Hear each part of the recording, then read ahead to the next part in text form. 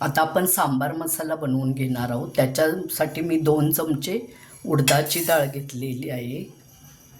मी हा चमचा वापरलेला आहे छोटा. 2 चमचे तूर डाळ आहे.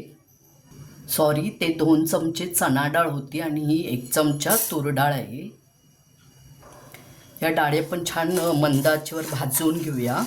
थोडंसंच भाजायचं आहे, लालसर करायचं नाही आहे.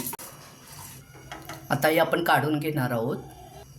पाव चमचा मेथी म्हणजे मेथीचे दाणे आहेत. पाव चमचा मोहरी आहे, तो 1च चमचा वापरलेला आहे सर्व याला. पाव चमचे काळी मिरी. काळी मिरी जवळजवळ 8-10 घ्या. हे भाजलेले आहेत, आपण काढून घेऊया. 4 चमचे धणे, 2 चमचे जिरे. थोडंसं भाजून घेऊया, परतवून घेऊया थोडंसं. ह्याच्यातच थोडंसं हिंग आणि पाव चमचा हळद.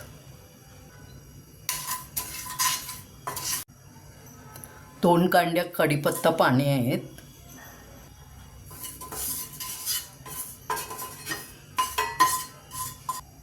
आणि 8-10 लाल मिरच्या. या पण आपण परतवून घेणार आहोत. तुम्ही इथे साध्या लवंगी मिरच्यासुद्धा घेऊ शकता. मी काश्मीरी मिरच्या घेतलेल्या आहेत. हे सगळं आपण ड्राय भाजून घेतलेलं आहे. याच्यामध्ये अजिबात तेल वगैरे घातलेलं नाही आहे. आता हे आपण मिक्सरला फिरवून घेणार आहोत, म्हणजे बारीक करून घेणार आहोत गार झाल्यानंतर.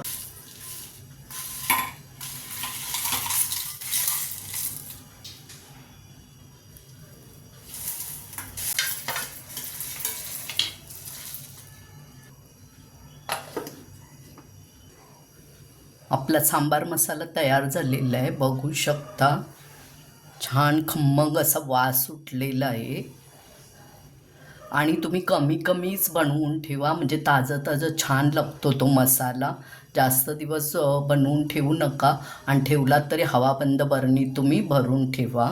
आपला सांबार मसाला तयार आहे.